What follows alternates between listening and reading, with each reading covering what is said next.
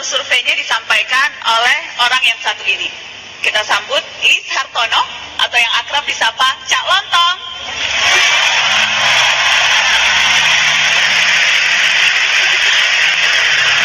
Halo UI, semangat anak negeri. Terima kasih Nana. Terima kasih Cak Lontong. UI selalu membangkitkan kenangan indah buat saya. Walaupun saya tidak pernah kuliah di UI. Tapi jangan salah, dulu waktu lulus SMA saya pengen sekali kuliah di UI. Hanya orang tua saya menyarankan Udayana. Akhirnya saya nggak kuliah. Loh, ya maksudnya orang tua saya bilang, Udayana nggak usah kuliah, nggak ada biaya. Tapi UI tidak bisa lepas dari Indonesia. Tanpa UI, Indonesia tidak punya Universitas Indonesia. Tanpa Indonesia, UI juga akan bernama lain. Jadi kalau tadi Mas Fahri Hamzah tahun berapa di ospek di sini? 92. Bang Fahri Hamzah di ospek di gedung ini. Saya juga sangat erat dengan gedung ini. Tahun 92 saya jadi kuli bangunan gedung ini. Tapi kita bicara masalah mimpi Indonesia. Saya bangga sekali, sebenarnya di saat yang sama ini ada acara di Kementerian Kominfo, tapi saya memilih hadir di UI untuk Mata Najwa.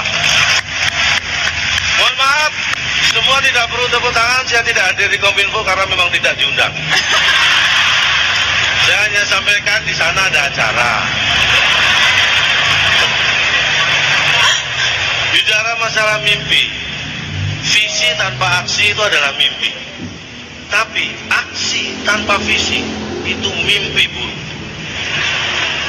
Jadi erat kaitannya ketika kita punya visi, kita harus memperjuangkan sebagai aksi. Dan kita harus berbangga karena pemerintah fokus pada pembangunan maritim.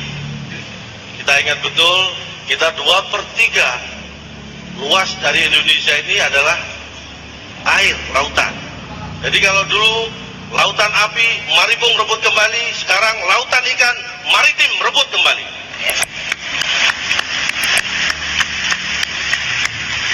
Bicara masalah penegakan hukum, bukan saya bermaksud sombong, tapi saya tahu walaupun sedikit. Ketika kita menegakkan hukum, di mana kita punya kedaulatan masalah itu, banyak tekanan dari bangsa lain. Prancis, Australia. Saya ingat hukum Newton. Tekanan itu bisa menimbulkan gaya. Kenapa negara kita mendapat banyak tekanan? Karena Prancis sama Australia kebanyakan gaya.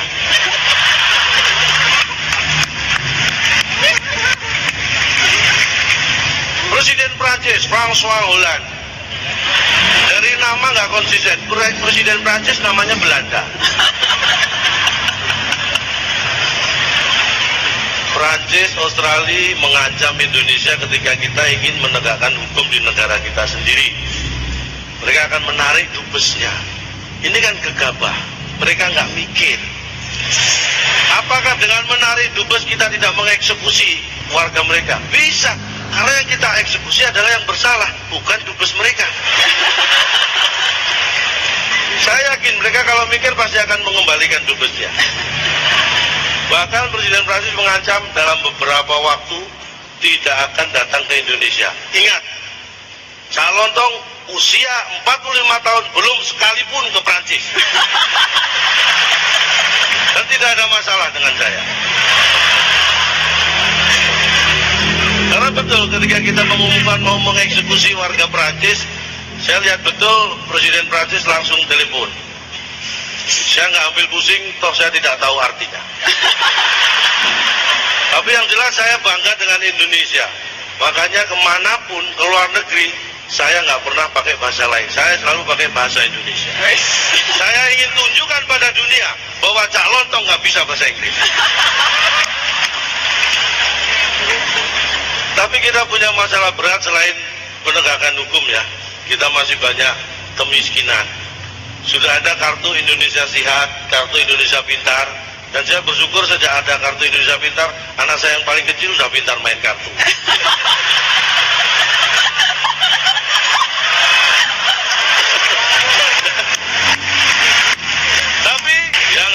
kita punya bersama tanpa diberi adalah kartu Indonesia Sadar. Kita harus sadar menjadi bangsa Indonesia, kita harus mulai mikir. Karena apa? Pikiran itu hanya berfungsi seperti parasit. Ingat ya, parasit itu bisa berfungsi baik ketika dia terbuka dan berkembang. Pikiran juga harus seperti itu. Pikiran Anda harus terbuka dan berkembang supaya Anda bisa menjadi orang yang baik. Mungkin masih banyak koruptor. Kenapa masih banyak orang korupsi? Bedanya apa? Korupsi, koruptor. Kalau Anda menganggap koruptor adalah orang yang korupsi, itu salah. Tidak semua orang yang korupsi itu koruptor. Karena koruptor itu hanya orang yang ketangkap korupsi. Selama belum tertangkap, mungkin mereka masih pejabat, bukan koruptor. Jadi, yang harus Anda ingat, kenapa banyak koruptor? Karena memang level koruptor lebih tinggi dari pejabat. Dan untuk menjadi koruptor, memang harus jadi pejabat. Kalau pelawak seperti apa? Saya apa yang dikorupsi? Ya untung ada teman pelawak yang sudah mulai belajar. Seenggak-enggaknya bisa membanggakan seniman. Bicara masalah korupsi, kita jangan tetap harus menggunakan azas praduga tak bersalah, supaya kita tidak membenarkan sesuatu dengan cara yang salah. Jadi kalau kita melihat koruptor, jangan dilihat dari rumahnya, jangan dilihat dari mobilnya. Karena apa? Kalau kita melihat dari rumahnya, kita melihat dari mobilnya, berarti kita maling. Karena kita ada di rumah koruptor itu, padahal dia di luar rumah. Jadi perhatikan baik-baik. Ingat, Indonesia tidak akan jatuh karena ada ribuan pengemis, ribuan orang miskin. Tapi Indonesia bisa jatuh karena 10 koruptor. Untuk itu, kita pertahankan koruptor tidak boleh lebih dari 9.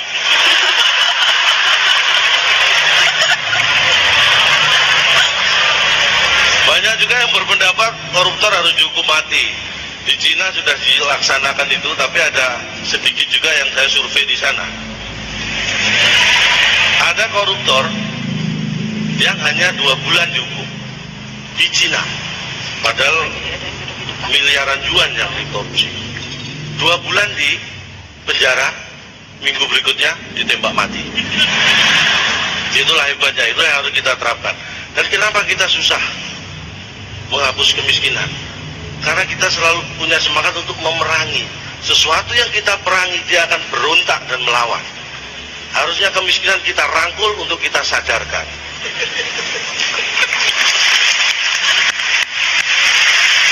Indonesia ini, mohon maaf, saya bukan mengkritik, tapi ada hal yang menurut saya kurang pas. Indonesia terlalu banyak gengsi. Ketika kita banyak ngomong, tidak bertindak, kita dianggap hanya bisa ngomong. Itu juga menjadi kendala memberantas korupsi dan kemiskinan.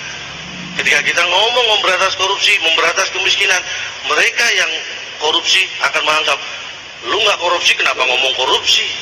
Kita harus korupsi dulu baru boleh ngomong korupsi. Itulah masalahnya. Itu yang harus kita kikis. Karena korupsi apapun bentuknya itu merugikan rakyat. Kuncinya hanya satu, apa mereka tidak punya iman? Punya. Yang mereka tidak punya adalah mikir. Karena saya tahu persis, karena saya survei orang yang korupsi. Saya tanya, Anda tidak punya iman? Punya. Anda tidak punya harga diri? Punya. Tapi apakah Anda mikir? Tidak. Saya tahu betul, karena itu kebetulan orang tua saya. Jadi saya tahu persis. Dan bicara masalah anak negeri, Bapak Habibie salah satu yang sangat membanggakan. Sampai-sampai waktu saya kecil, ditanya tadi mimpi, cita-cita, saya pengen jadi Habibie. Dan sejak SMP, saya sadar bahwa cita-cita salah. Benar, saya sadari cita-cita saya salah kalau ingin seperti Habibie ketika SMP. Karena ketika SMP, mohon maaf, tinggi badan saya sudah lebih tinggi dari Pak Habibie. Jadi saya nggak bisa seperti Pak Habibie. Tapi semangatnya. Cintanya, Cawan Tom? Ya? Cintanya seperti cinta Habibie Ainun tidak? Oh, kalau cinta dengan pasangan saya nomor 1. Kenapa cinta pasangan saya nomor 1? Karena ada nomor 2, nomor 3. Bukan seperti itu. Kalau saya sama istri itu jalan-jalan ke mall, dia selalu saya gandeng, nggak pernah saya lepas. Karena kalau saya lepas dia belanja nggak karuan. Makanya saya ingin Anda semua meniru Bapak Habibie, seseorang yang bisa mengagumkan dan dikagumi oleh Indonesia. Dan saya, Cak Lontong, hanya bisa mengagumi Pak Habibie dan Indonesia. Mudah-mudahan apa yang saya sampaikan kurang bermanfaat. Tetap semangat, jangan kapok menjadi Indonesia, dan banggalah menjadi warga negara Indonesia. Saya Cak Lontong, salam